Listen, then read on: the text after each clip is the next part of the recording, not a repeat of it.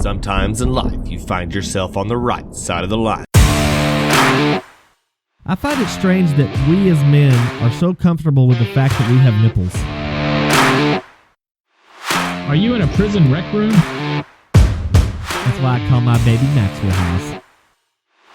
If you drink blood every day, can you donate more often?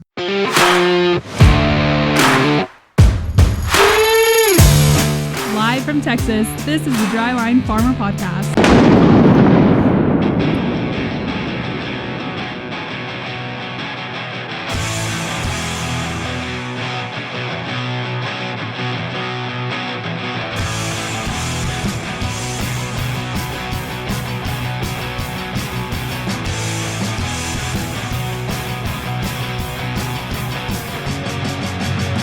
You hear that? It's Brent and Landon, and this is the Dryline Farmer Podcast.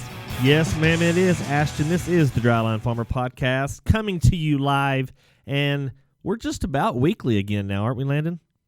Almost. Yeah, we had that long, drawn-out wheat harvest. I didn't think we'd ever get it in. Did you? Man, it almost took 5 days. For the entire co-op, it took us. Yeah.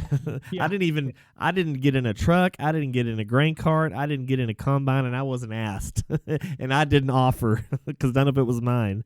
So I didn't get overtime. Yeah, it's a dry old year. We had a circle and a half, and I think they caught half of it for seed for this coming fall. So I think more than half. Yeah. I agree. Yeah, it's kind of depressing when you have that kind of harvest. And hey, at least it's $11 a bushel. Of course, what Hereford Grains basis is like what, -$3 or something. Yeah, I wish. You wish? No, I'm just kidding.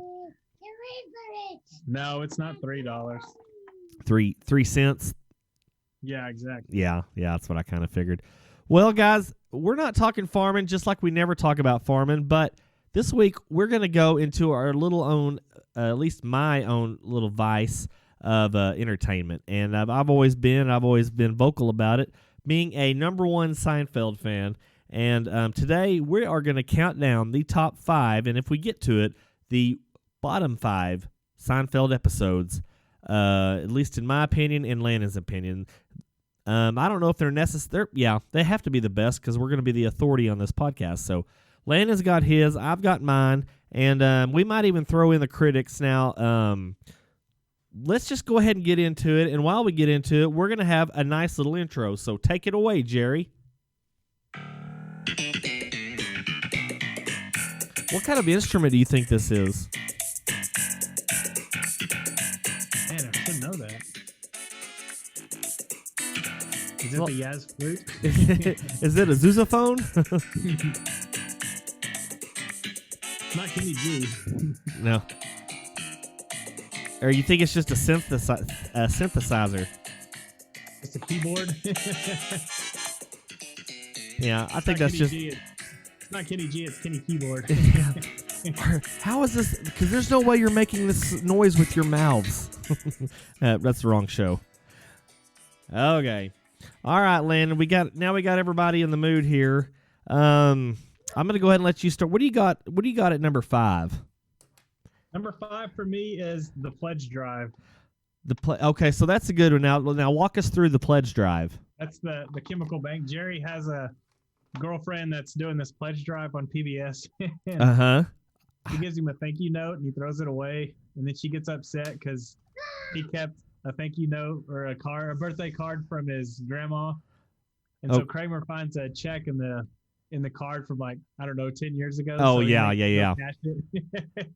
Now that's the pledge drive. Yeah. Huh. Yeah. I didn't think that. I thought that was a different one. And then, like, her check bounces and she goes. Yeah, and then she has to remember. She calls him. She's in the alley. And yeah. And Uncle Leo's like, she's on a very fixed income. Yeah. That guy comes up and looks like he's fixing to, like, kill her. And she's like, it's gone. Oh, yeah. It's burned. Yeah. You know what you want to do? Yeah. Talk to Daryl. So this is season 6, episode. What is this, Landon? Season 6, episode 3, I think is what it said. Oh, could be. Let me go back here. Season 6, episode 3, The Pledge Drive. I did landed that. I gotta admit that one didn't even come to mind. But yeah, that is a very good one, and that's is that where George drives around the baseball player and somebody flips him off at the gas pump? Yeah, he's with Danny Tartable, and he's chasing. He's like, Danny Tartable. That Danny Tartable? I'd love to get his autograph. Yeah, but I can't. He's got. Yeah, I'd love to shake his hand, but I can't. Yeah, that is. See, yeah, that was a pretty good one, Landon. That one kind of slipped my mind. That's not probably a real well known one as far as the favorites category goes. Mm-hmm. But okay, so number 5, and like I said, I'm such a big fan that it's hard to choose just my favorites. And my old favorite got kicked out from one I just saw the other day that just never struck me, and it's just such a, I don't know if it's groundbreaking. It's just a funny freaking episode. So okay, so number 5, and I actually got a tie here. And I'm glad I've got the internet in front of me so I can have stuff that reminds me because I've got such a bad memory. But at a tie for number 5, we've got the library and the ticket. You could really go on any of these episodes just based on Kramer, and he can make the episode. But first of all, everybody knows Agent Bookman and the library cop. And this is, I don't know, is this a very famous one, Landon? I know Bookman is a pretty well-known... It was pretty close to making my list. Yeah. Bookman died in real life last week, so. And he was in a lot of let's see, that was what, season 3. Let's see here, the library. This is season 3, episode 5. The library contacts Jerry about an overdue book dating back to 1971. According to Kramer, with a fine of 5 cents a day for 20 years, it would come to $50,000. Yeah. Landon, do you remember what book he checked out? Oh, crap. No, and I saw that one not long ago. It's the Tropic. Oh, okay. Yeah. Tropic of Capricorn. There you go. Yeah. So he thought it was Tropic of Cancer, and then it was Tropic of Capricorn, and he gave it to this girl. What was her name? Isn't that the Can't Stand You episode? Can't stand you. Can't stand you. They gave me a wedgie. God almighty. Can you imagine if that happened today? They would, good Lord. Oh, I know. Oh, that would be so awesome. Oh, yeah. What? Let's see. Didn't see your underwear in gym class. So I wear boxers. Oh, yeah. What? Grand. I'm not sure. Well, let's take a look. Yeah, that's a dang good episode. So that's a good one. Yeah. And so the ticket. Now this is kind of, I don't know if it's a side story, but they named it after this story, so maybe it's the main story. But so Newman is all through the series he's known as a scofflaw, and there's actually an episode where it's called the scofflaw, and he's evaded all these different parking tickets. But in this episode, I guess he gets caught for speeding. Oh yeah, that's where Kramer they trade a helmet and a radar detector. Yeah, radar gun. Yeah. Radar detector, and Newman knows or thinks he's screwing Kramer over because the radar detector is worth a lot more than the helmet, and of course the radar detector that Kramer trades him doesn't work. Yeah. So as soon as Newman leaves the apartment, Jerry's like, "Does that thing even work?" And Kramer's like, "No." Nah. Yeah. So anyway, so Newman gets stopped, and then that's the episode with Crazy Joe Davola, and he kicks Kramer in the side of the head while he's wearing the helmet. And, of course, he gets a concussion, and he shows up in Jerry's apartment with one leg in his pants and then one side of his face shaved, and he was saying, "Yo-yo ma." And but anyway, the great scene, and Kramer and Newman are in the same scene together, it's always great. But it's great when they go to where they're in court, and Newman's got his. Of course, he's real fat, and he's got those suspenders. He looks like a southern lawyer from like My Cousin Vinny, and of course he's sweating. He's got his handkerchief. He's wiping his brow and everything, and then he just starts in on Kramer, and then he starts badgering him like he's trying to get a confession out of him or something, and he's actually the witness for Newman anyway. So I was watching comments or reading comments about it on YouTube the other day. It's like, boy, they sure did risk lots of fines and jail time to get out of a $75 ticket. So right. all that perjury and everything. So anyway, that was just a let's see. I think was that the same? Is that the same season? The Ticket, is that in here? I guess I should have looked it up a little earlier, but why don't we just do Seinfeld, The Ticket? Okay. Season 4, episode 4. So yeah, that's still early on in the series. So okay, Landon, we've gotten through number 5. Number 4. For me, it's the candy bar lineup. Oh, that's the Seinfeld, the dealership. Yeah, that's when Putty's the car dealer, and he's like, high five on the flip side. And George gets hosed in the vending machine, and the fat guy gets this candy bar. So he does a candy bar lineup. Yeah, he goes in to do it. This lady's in there with a mouthful of candy. She's like, "Hey, free candy!" Hey, I got a what does he call it? It's like they're all Twix. Yeah, the dealership. Now that's a season 9er right there. Yeah, that's a good one. And so anyway, so they break up, and then Jerry comes back and tries to talk him back into a relationship, like he's talking him into buying a car. And Putty, no more than Arby's once a month, and you go to his softball games and don't read a book. I can live with that. That's good stuff. It's like, all right, you're back together. It's like, all right, that undercoating fee, that's a jip, isn't it? It's like, we don't even know what it is. Oh yeah, we don't know what it is. Yeah. What does he say? So you're not a grease monkey anymore, and he's like, yeah, we don't like that term. Yeah, I don't care for that term. Really? Oh, okay. Yeah, I don't know any monkey that can put together a transmission. All right, Brent, what's your number 4? So number 4, we've got the Junior Mint. Now, this was another great episode, I thought, in my mind. And this came in at, let's see, Junior Mint is episode 4, season 4, episode 20. Now, in this episode, Elaine decides to visit her former boyfriend, who is in the hospital for a serious operation. Kramer and Jerry have an accident with the Junior Mint. So, obviously, I nerded out. Of course, I've got every DVD. I've got the entire Seinfeld set, and it's got all the behind-the-scenes and stories on every episode. And so, the actual, for the scene where they drop the Junior Mint into the person, it's actually not a Junior Mint. It's something a whole lot bigger so they could get it on camera. But the way... Like a goblet of steak. Yeah. Yeah. I don't know if it was like a... what would you do? Not a Klondike bar, but something real big, anyway, that the camera could really pick up. So we could go ahead and give a little background on this. It's the 60th episode of Seinfeld. It's the 20th episode of the 4th season. Aired on March 18th, 1993. In this episode, Jerry cannot remember the name of the woman he is dating and learns that it rhymes with a part of the female anatomy. Mulva? Loliola? Crest? Hest? Cest? Hest? Bovary? Oh! Dolores!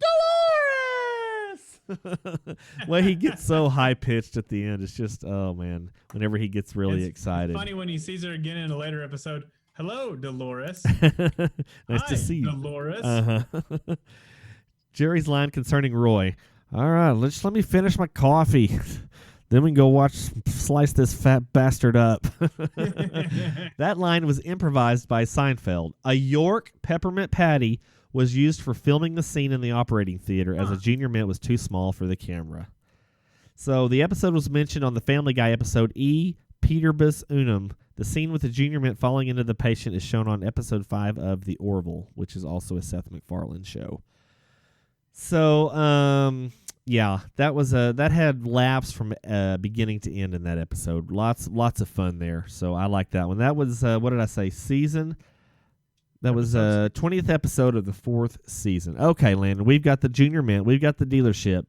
Number 3. Number 3 for me is The Race. The Race. Okay, this is where, okay, Landon, you break it down. It's the one where he's dating the girl named Lois. Uh-huh. You really like to say my name, don't you? Yeah. And so anyway, she works for his old classmate. Uh-huh. And they had a race to see who was the fastest, and Jerry got off to a head start and won the race, but he became a legend with everybody in the school. Uh-huh. And a legend became to grow about my speed. Yeah.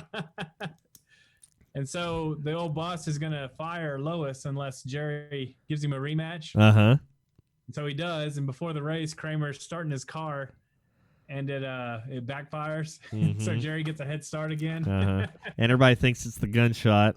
Yeah. Yes. Yeah. What is he? What's the coach's name? Yes, Mr. Bevilacqua. Yeah. Yeah, Bevilacqua. Yeah, that's a good one. Yeah. Jerry's excited to be dating a woman named Lois, the same name as Lois Lane. That's right. Yeah. And probably the best part is after he wins the race, Elaine's running up to like give him a hug. It's like completely just knocks her out of the way. Shoves her out of the way. That's right. And then Elaine starts dating self-described communist Ned Isaacov. And of course this is an episode with Kramer and what's the little guy's name? That's another good episode. Mickey, yeah. And they work as Santa and an elf at a shopping mall. And then Mickey, this guy tries to talk Mickey or Kramer into communism, and Mickey just goes ballistic on him and says, "You take that commie crap out to the street." That's right. Yeah. Danny Woodburn as Mickey Abbott. Michael Sorich as Fidel Castro. I guess, when is Castro in there? Well, what's the one where they see Saddam Hussein? Do bundle up. It's very cold out tonight. I just watched that episode. I think that's the dinner party, maybe, where they go. Saddam Hussein parks them in. Hey, George, can you feel this? Can you feel it? It's Gore-Tex. Yeah, it's that's another good one. Yeah, I just watched that the other day. So I don't think we can go to a party and and slam a big jug of Pepsi on the table. Yeah, Pepsi and ding dongs or ho hos or whatever the other deal was. And then they don't even. Well, they get all pissed off and tired, and the heater and Kramer's car doesn't work. Sorry, I had to take my Corona there. Okay, Landon got the race in at number 3. At my number 3, the Merv Griffin Show. That's my number 2. I love this episode. It was, of course, again, Kramer makes the episode. Of course, he starts the episode by they're walking by a dumpster, and he spots, I don't know why, stuff from a famous talk show is in a dumpster in New York City, but for some reason from like 20 years before, or more, yeah. So, man, sanitation in New York sucks. Well, I mean, you talk about being behind schedule. I mean, I knew the rats were bad, but God Almighty. So, the Merv Griffin Show is the 162nd episode of the sitcom Seinfeld. It was the 6th episode of the 9th and final season. It aired on November 6, 1997. In this episode, Kramer finds the original set for the Merv Griffin Show and uses it to revive the show in his apartment. Elaine contends with a new coworker who stealthily saddles her, and Jerry drugs his girlfriend so that he can play with her collection of toys. Yeah, their toys, yeah. Yes. So there's just so many good, and this is also an episode with Newman. And so in George's storyline, he is dating a girl, and the first part of the episode, he runs over some pigeons with his car, and so she stops having sex with him. George is baffled that pigeons no longer move out of the way when he approaches. We had a deal! Anyway, so she gets pissed off about that, but then later on in the episode, they're going on a date again, and he sees pigeons in the road, and to swerve and to avoid hitting the pigeons, he runs right into a squirrel. He's like, well, we have no deal with them. So anyway, she wants him to take it to a vet, and he's like, well, we can work on the squirrel, or we can put it to sleep. And how much would that cost? Well, it's by the pound, so about 80 cents. And then it's like, oh, well. And then she gives him a dirty look. It's like, well, we want you to do everything you can. It's like, well, nothing. It would be tedious, difficult, and require really tiny instruments. So in that storyline, he's like, how's the squirrel? Is it dead? No, the tiny instruments came in just in time. It's like, you can go visit him. You have 30 minutes. And it's like, oh, we just want to be sure and ask you what time you'll be taking the squirrel home. Home? Yeah, he needs to be taken care of. He's a squirrel. He has no home. Just be sure to give him fluid and his medicine 3 times a day and keep his tail elevated. So in Jerry's storyline, he's dating this girl, and she's got this real famous collection of vintage toys. And, of course, Jerry, throughout the series, is always he's got a big fascination with Superman and, old nostalgic toys. Anyway, so every time they go on a date, he gives her a lot of wine. And then the one episode, Turkey. George is walking down the street with an 18-pound turkey and a box of wine. Yeah. It's like, what a coincidence. We were just sitting down to eat. George and Elaine are using the Easy Bake Oven. Yeah, that's right. Isn't that batter like 30 years old? Yeah. That's still good. That's still good. Yeah, he just eats it. And then in Elaine's storyline, she is at the office, and there's this weird guy, and anytime she's talking to Peterman or whatever and getting credit for something, he sidles up next to her, and she can't hear him. And next thing she knows, he's getting the credit alongside her. Anyway, so in the episode, she tries to put on wrestling shoes and sidles up next to him. But when she does it to get credit for his deal, he's getting chewed out, and she gets it too. So Elaine gives him Tic Tac so he can hear her walking around the office. So that annoys Peterman and says Elaine will be fired if he hears it again. So Elaine suggests gum instead, but only gum he can find is from the Mickey Mouse gumball machine, which they stopped making 20 years ago. But Jerry's girlfriend has. So they drug her and get the gum. And, of course, the spotlight of the show is when Kramer puts the Merv Griffin show set inside his apartment, and he interviews Jerry, George, and Elaine, and they all think it's funny, and they get in on it. And the bloopers for this episode is really pretty classic because none of them keep it together. And then later on in the episode, Newman acts as a sidekick, and they try to do a Jerry Springer style deal and call in Jerry's girlfriend and confronts Jerry about drugging her. Of course, they make it sound like he's drugging her and taking advantage of her, but they say toys instead of her body. And of course, the topper is at the end of the episode when they bring in Jim Fowler and the actual nature guy. And I don't know how they get him in an apartment with no cameras, but he actually asks that question. And anyway, it's quite an episode. It ends with the hawk that Fowler has going after the squirrel that George tries to pawn off on him. So yeah, it's quite a mess. But no, that's my number 3. So I'm gonna go back over here and just make sure we're recording because I would be pretty sick if we weren't. Okay, all right, Landon, we're down to number 2, and your number 2 is. It was the Merv Griffin show, but since I have to pick another one, I'm going to go with... crap, I just lost it. I had it. All right, here.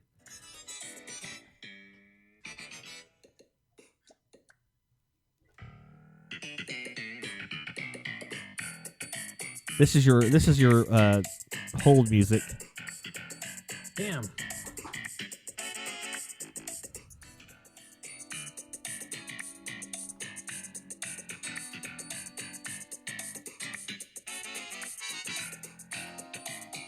I'm going to need a second here, Brent.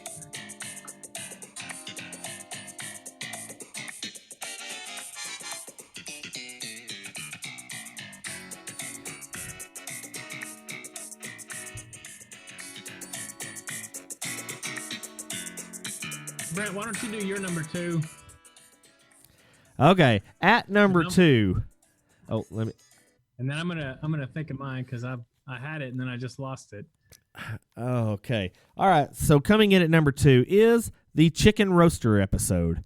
Now, this was always a great episode for me because Jerry turns into Kramer, and he does a pretty good impression of him. Of course, this is in a later season.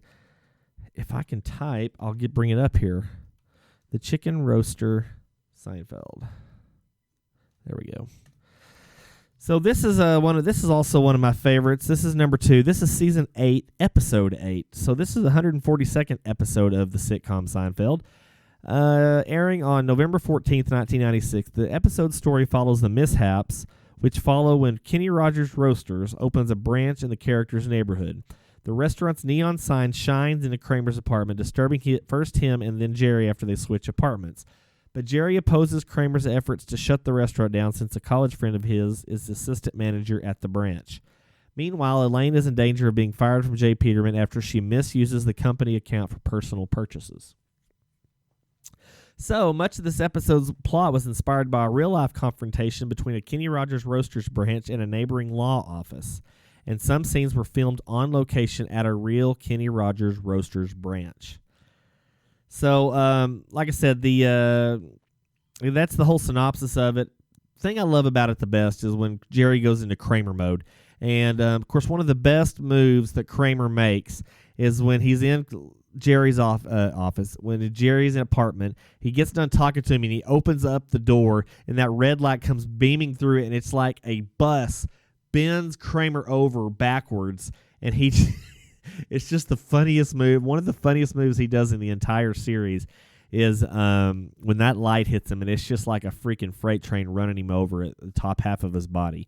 So he says that, that Jerry's a heavy sleeper, so he goes in there, and Kramer's got a ventriloquist dummy and Mr. Marbles, and so Jerry starts thinking, he starts hearing things, and then Mr. Marbles? No sleep. You don't know what it's like in there. All night long, things are creaking and cracking, and that red light is burning my brain.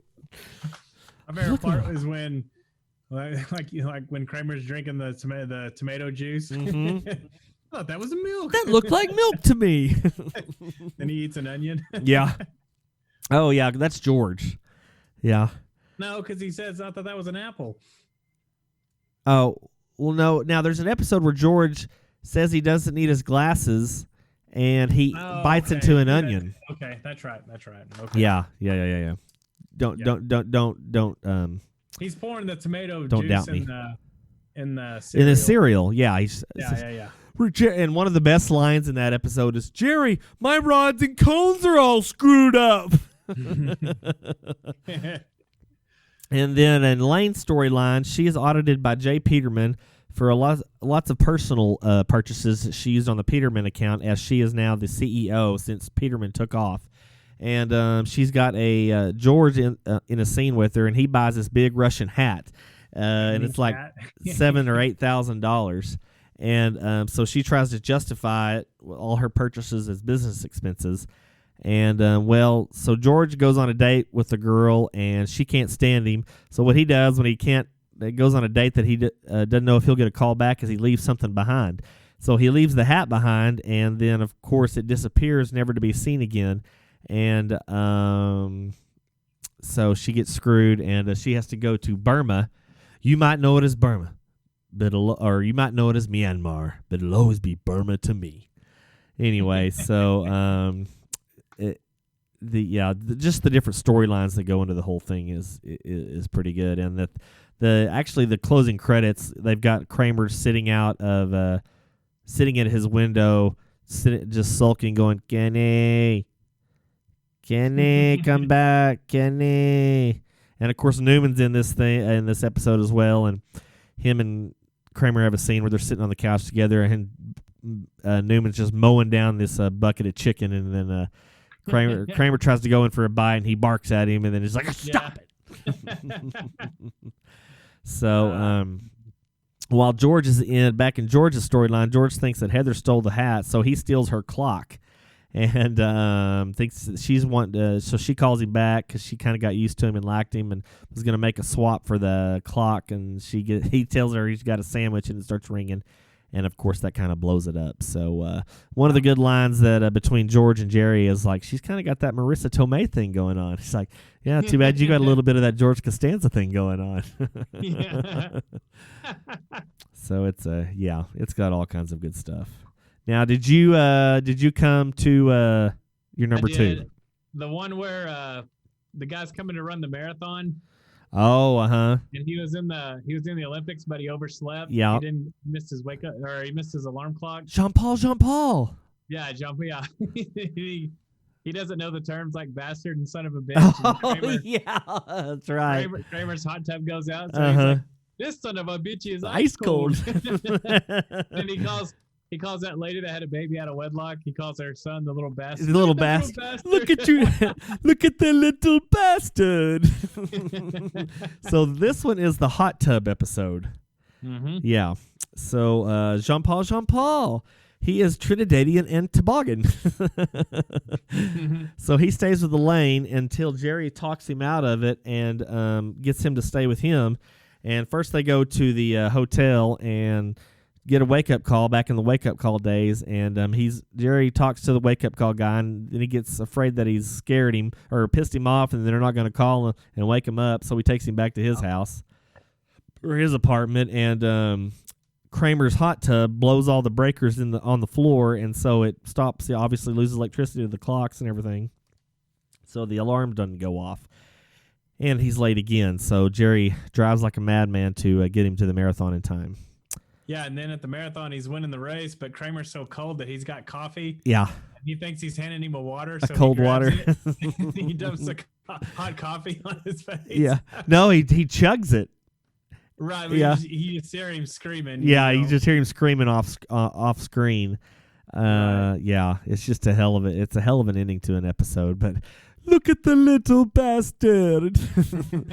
So afterwards, Jean-Paul calls a baby, and Elaine's building a bastard, and the baby turns out to actually be illegitimate. He follows suit with her superintendent, addressing him as son of a bitch. Oh, come on, you son of a bitch. I'm just being friendly. Being thrown out of the building and eventually staying with Jerry Seinfeld, who gets him a hotel room. Okay. So, yeah, that's pretty much, we covered all of that. Yeah, we've got pretty much covered that word for word there. So, yeah. No, Landon, I think that's an underappreciated episode. I like that. It's a good one. Yeah, it's good. And that's the hot tub. So, okay, Landon, we are down to number 1. And you have? I have the statue. The statue. That's a good one. And that's an older one. Yeah, it's an older one, but every time I see it, it cracks me up. So that's the one where Jerry has this guy that's in college cleaning his apartment. Uh-huh. His girlfriend or wife is like wrote a book that Elaine's editing, editing or whatever. And anyway, Kramer gets this figurine, right? That George broke when he was a kid. Uh-huh. This little statue. And the cleaning guy steals it. And so, like, Elaine gets pissed off with the lady that wrote the book because she's accusing him of stealing it. And, I mean, my favorite part is at the end because the whole time Kramer's like, I don't like this. Yeah. I don't like this. I say we get him. Yeah. So Kramer shows up at the end pretending to be a cop. To be like a detective. yeah. Detective, yeah. He shoves him up against the wall and he's like, freeze, mother. Yeah. Just make love to that wall, pervert. Yeah, because he got a trench coat or something. Yeah, he's got a trench coat and one of those detective hats. I forgot what kind of not a derby hat. Is it a derby hat? Anyway, yeah. I think so, but yeah, but like the most amazing part is like Jerry's just amazed with this guy, his cleaning ability. Uh-huh. He's like, how did you get behind he cleaned out each individual egg holder. Yeah. he got in the space in between the fridge and the counter. How did he get in there? Maybe he shrunk himself down that always cracks me up. Yeah. He cleaned the top of the soap dispenser. So that's really one of the first episodes. Kramer really kind of comes out, and between that one and the episode where they let the busboy's cat out of his apartment, and that's a good one. That's another good one. So yeah, no. So that was the 6th episode of the 2nd season. Yeah. So Jerry inherits some of his grandfather's old possessions, and one of these is the statue. So yeah, it's Yeah, he thinks he makes it. Kramer thinks that outfit makes him look like Joe Friday of Dragnet. There you go. Yeah, so it's a pretty good one. So yeah, let's see. Yeah, Rava, she's the author. So yeah, 2nd season, 6th episode. All right, and now for Landon, do you have any idea what I'm going to choose for number 1? Is it a 2-part episode? It is not a 2-part episode. It's not the finale. It is not the contest. It is not the virgin. Is it I'm gonna guess the abstinence where George gets real smart because he's not having sex. Yeah. Landon, I'm afraid you're not even close. This is the 74th episode of Seinfeld. It's the 5th season, 10th episode, and it aired on December 9th, 1993. It is the Cigar Store Indian. That's a good one. That's a damn good one. I almost put that one on mine. In this episode, Jerry has troubles with appearing racially insensitive in front of a Native American woman he is attracted to, while Elaine is bothered by a love-struck TV enthusiast who she met on the subway. And so the one scene, and I don't know what the trademark laws are, but I'm going to play it. So here we go. And the Kramer, his little scene makes the entire episode. So here we go. What's a big rush? I'm having people over. Who? The girls for poker night. You know, Joanne, Renee, Winona. Winona's gonna be there? Yeah, and she broke up with the vitamin guy. Really? I'll put in a good word for you. Thanks. Hey, maybe I should get Elaine something. Why? Well, you know, I didn't drive her home. Plus, I give her a gift in front of Winona. How does that hurt me? Can't hurt you. What about this thing? The Indian? Yeah, you know, kind of a peace offering. They don't make these anymore. The work is all done by hand. It takes years and years. All right, I'll take it.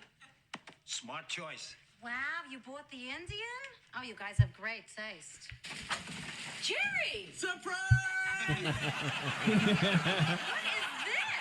Well, I felt bad about this afternoon, so I got you something. Hi, Winona. Elaine, is it your birthday? No. I don't need a reason to give gifts. It's my nature. I love to make people happy. Are you ready? Yeah. Ta-da!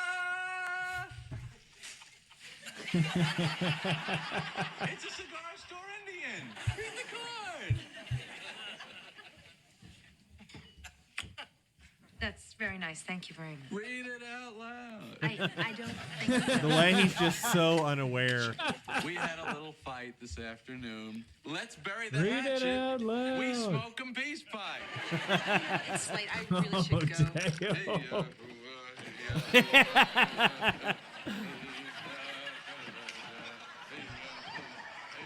Are you out of your mind? Yo. Where did this come from? You want it? I can have this? Yeah. You want to lug it uptown? It's yours. Oh, I'll lug. You wouldn't be hungry by any chance, would you? But this is so awesome. You like Chinese food? Because I once went to a great section restaurant in this neighborhood. I don't remember the exact address. Yeah. Excuse me, you must know where the Chinese restaurant is around here. Why must I know? Because I'm Chinese. You think I know where all the Chinese restaurants are? Oh, ask Mom China for rotational restaurants. I guess because you're the mailman, you would know the neighborhood. Hello, American Joe. Which way to Hamburger?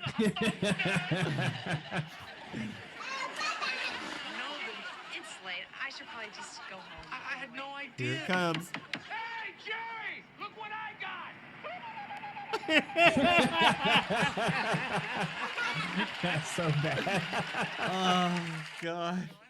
Not allowed to ask a Chinese person where a Chinese restaurant is? I mean, aren't we all getting a little too sensitive? I mean, somebody asked me which way is Israel. I don't fly off the handle. Where are we going to go eat? Oh, I thought we'd eat at the Gentle Harvest. Ooh, I love that place, but it's usually so crowded. Can we get a table? Oh, don't worry, I made reservations. You make what? I arranged for the appropriate accommodations. And then, Nick tickets, floor seats. How did you get these? Our store without an Indian. Oh. It's unseemly. I'll give you a box of Coronas for it. Forget it. Excuse me, are you selling this Indian? Oh, yeah. I'm just redecorating my office in a southwestern motif, and this would be perfect. Give you $500 for it? Giddy up. Mr. Mr. Lippman. I'm sorry I was in Queens. Kramer. Yeah, hi, Elaine. What are you doing in here with that? Well, it's a business transaction. Listen, petty cash just had 10s and 20s. Go ahead, count. I'm sure it's all here. That Indian really completes the room. Don't you think? Yeah, Elaine, Oh, that Indian hoot that he does, it's just, I mean, oh, I'd forgotten all about it. And there's probably no telling how many times I've seen that episode, and I forgot that part. And I mean, when he hits those notes, dude, I just come apart. It's just so funny. And I'm sure they couldn't make that episode in a million years now because everybody has lost their sense of humor. No, it's kind of like the whole sitcom of All in the Family. Oh yeah, hell, most of Seinfeld probably. Yeah. True. Oh True. man. Well, Landon, I like that. I like it a lot. We're gonna get out. It's hard to do this. This show is so good. It's just it's good from end to end, and yeah. So I guess we'll see it. Wait and see if we get any copyright infringements. But hey, There you go. we'll burn that bridge when we come to it. What were a couple of episodes that were real close for you to making it? Oh, I mean, the Soup Nazi was always a good one. I always liked the Soup Nazi. You know, like the first season, that was pretty. Of course, there's only 4 episodes in the technical first season, but of course, you know, the contest is it's a classic just because they got away with every type of nomenclature to get around to what they're. Whoa! I had the Jimmy and the the face painter. Got to support the team. Got to support the team. It's like, you said you wouldn't paint your face. It's like, as you can see, this is not my face. Yeah. I'm gonna go home and get ready for the game. I'll come back. We'll make out. Yeah. Yeah. Oh man. Vegetable lasagna. That one was pretty Yeah. close. Vegetable lasagna. That was Sorry. Oh man. Well, guys, we're gonna get out of here before we just keep going because we're gonna run out of time. So, Landon, tell everybody real quick where they can find you.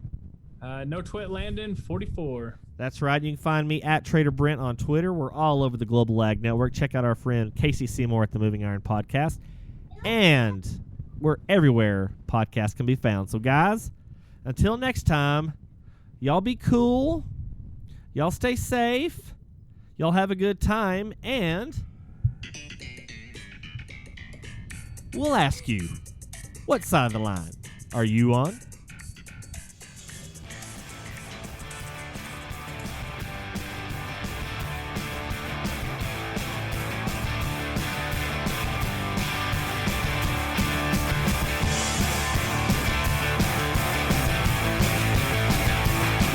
The Dryline Farmer Podcast, a member of the Global Ag Network.